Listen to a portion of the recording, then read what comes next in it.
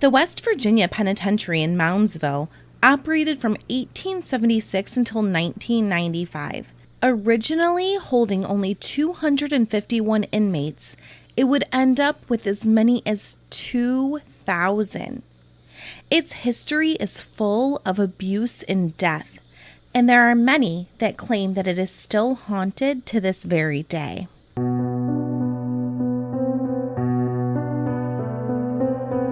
Hi, true crime fans. You're tuning into Coffee, Murder, and Mystery, a true crime podcast, where we discuss murder, mystery, and the supernatural.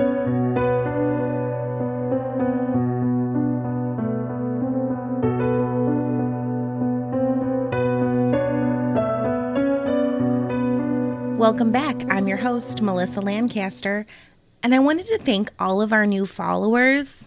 We were fortunate enough to be featured on Podbean's listening app, and a lot of people have listened and followed our show, and I really appreciate it. I'm so glad to have you listening.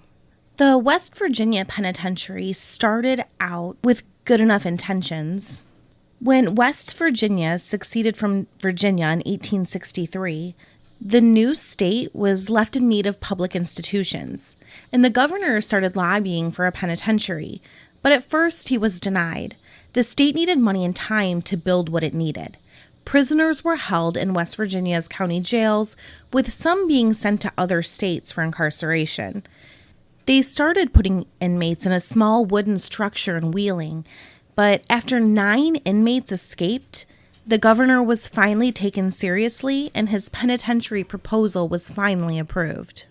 It was February of 1866 when they approved the purchase of 10 acres in Moundsville for the prison that the inmates would help build themselves.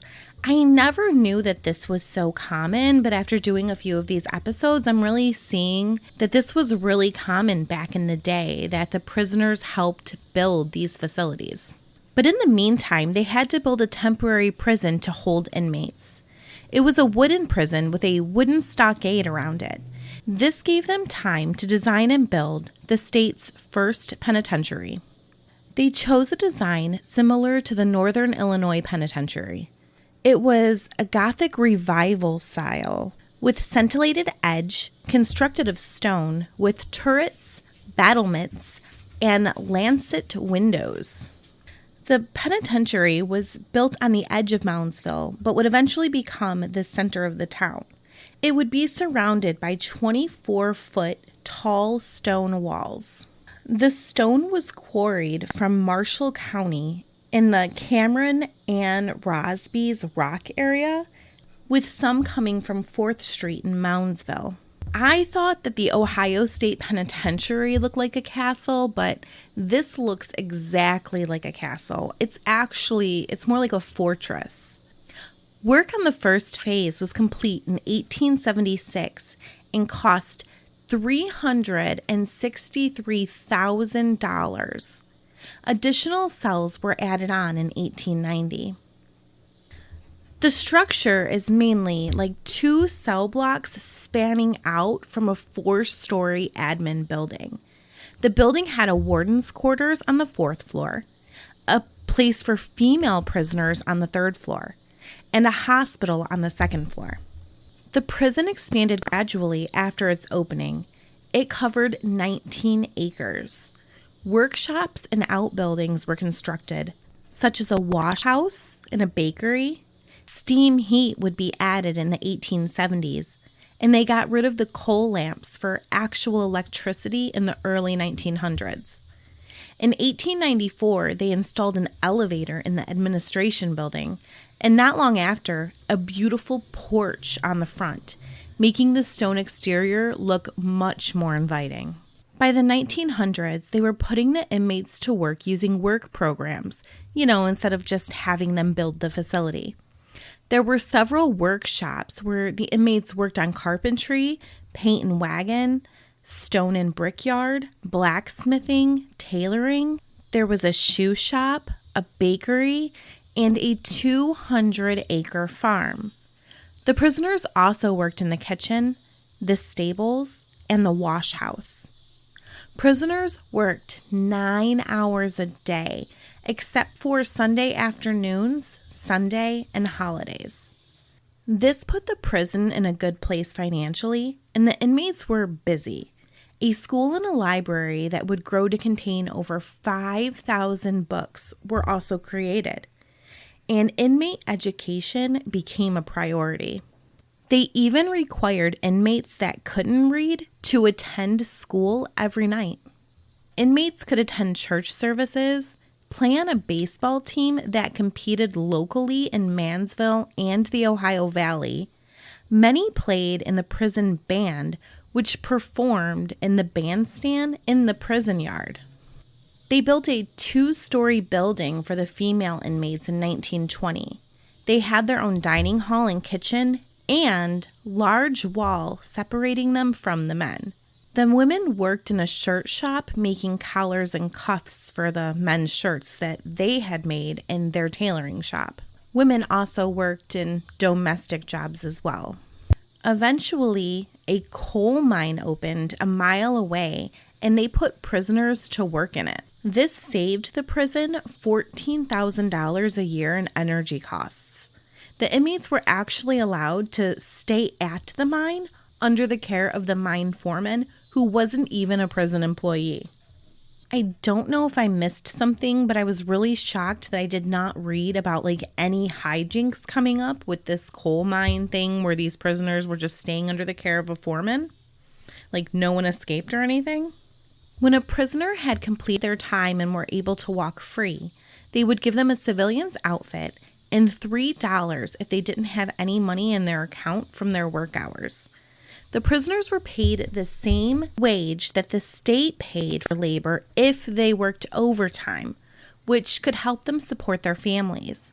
They were encouraged to work overtime and make the money to support their families. Because of this, often inmates would have hundreds of dollars in their accounts when they were released. This podcast is sponsored by Podbean. Podbean is the easiest way to create your own podcast.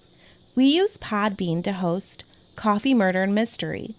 Download the free Podbean podcast app to start, record, and publish your very own podcast in minutes. Podbean provides everything you need to run your podcast, and you can record and publish episodes directly from the app on your phone. Download the free Podbean app today. That's Podbean. Head on over to Podbean at www.podbean.com and use the code PODCAST21 for your first 30 days of podcast hosting for free. Check it out. It really seems like the penitentiary had great ideas at the beginning. But by 1929, prison overcrowding was becoming a problem. 2 inmates slept on the bunk, and they started putting a third on the mattress on the floor. Prison overcrowding was such an issue, the prison doubled in size. The inmates were used again to build a new wing that was completed in 1939. They expanded the prison more after this as well, but the construction was delayed due to the steel shortage because of World War II, and that expansion wasn't complete until 1959. On November 7th, 1979, 15 inmates escaped. The prison break was initiated by Jack S. Hart, a 36-year-old convicted murderer. Jack was working as a prison barber, and he let an unarmed guard know that he was ready to return his barber tools when he pulled out a .32 caliber automatic pistol. Overpowering another guard, he took the keys to a door that literally just opened onto a residential street. The prisoners took a guard with them out the door, and when they saw a car approaching, they pushed the guard in front of it to make the car stop. In the car was Philip Kesner, an off-duty trooper, and his wife.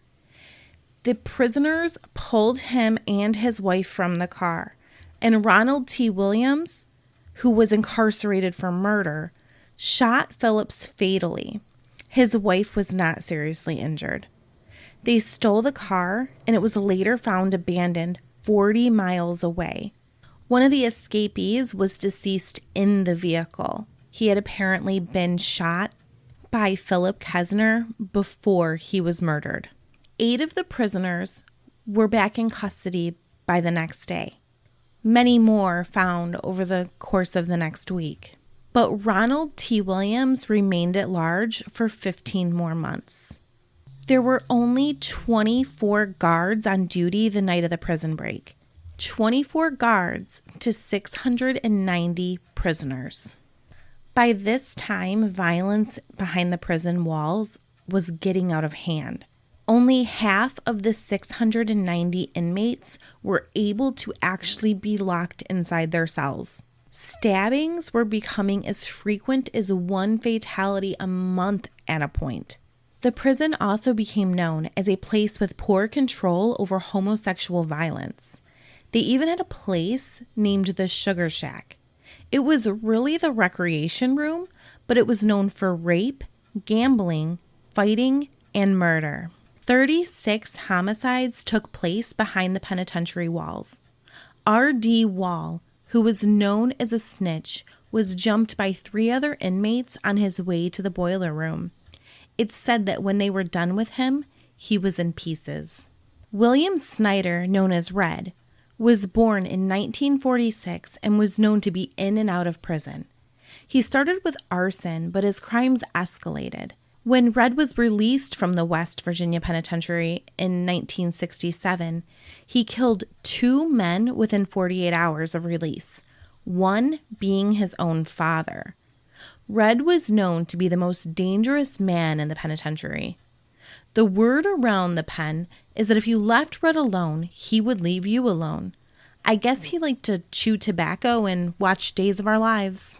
But apparently on Sunday, November 15th, 1992, the guards were comfortable letting the inmates roam around a bit.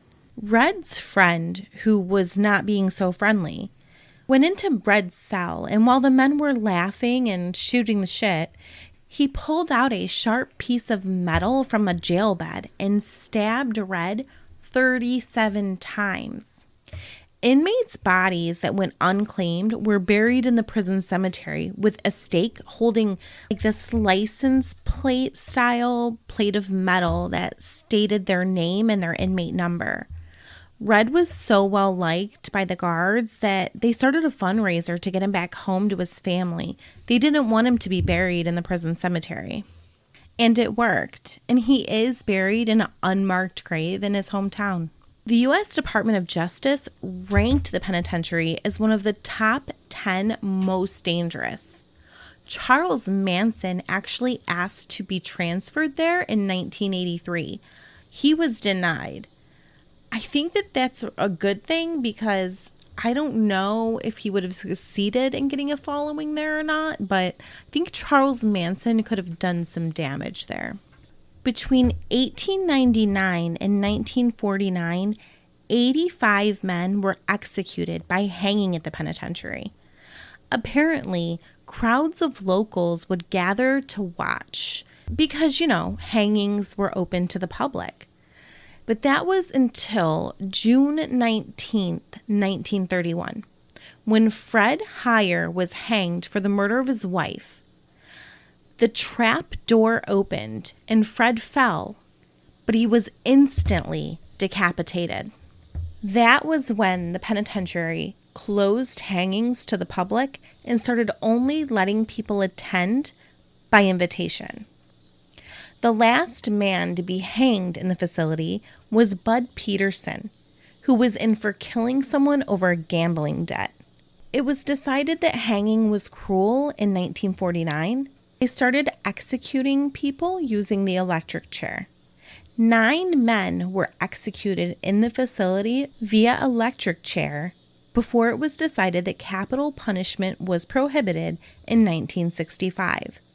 They literally executed the 9 men by electric chair in a building that they called the Death House.